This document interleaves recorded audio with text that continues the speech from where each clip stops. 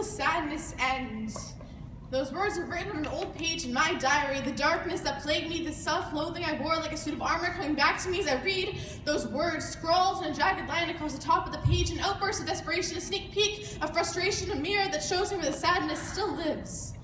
Following this page, things become more and more ominous. Suicide notes and step-by-step plans to destroy the lives of everyone who loved me by ending my own, drowning in guilt and tears and sorrow, unable to understand how anyone could look at me and still expect me to accept myself, a horrible self-loathing. A question comes to mind again and again: when will the sadness end?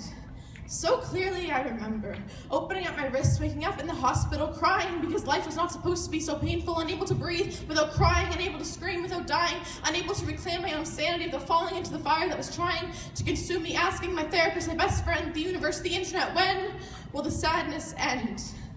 1 year later, and I pushed these images into a box labeled "When I Was Bad," aka days and moments I do not want to remember for fear of triggering the monster once more. You see, it's been a year since I've woken up wanting to be dead, a year since I've asked myself when the sadness would end, and I can finally answer my own pleas for hope, but not with the answer I hoped. You see, the sadness will never really end.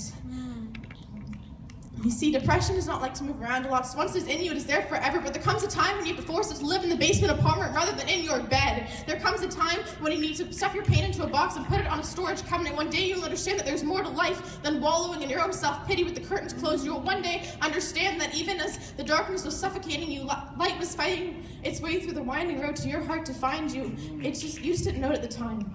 I wish I could go back and tell you so that you didn't have to suffer. My love, there was always so much worth living for. See, New York City lights will guide you home. In the mornings you feel less than whole, and Coldplay will sing you to sleep on the nights you fall into bed exhausted from living. Mascara smeared around your eyelids, empty because you gave yourself away one too many times, and you don't know if there's anything left for yourself anymore.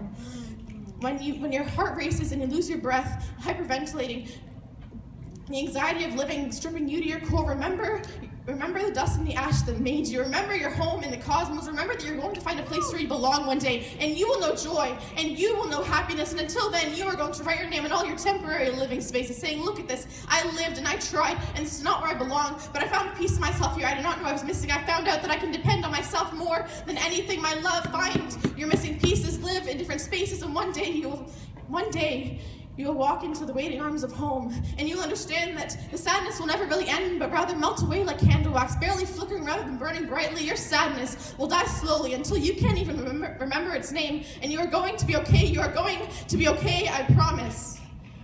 And I know, because I have been there. And I've asked myself that question, and I am still here, and I'm still breathing, and I'm smiling, and I'm laughing, and my God, I have never felt more alive.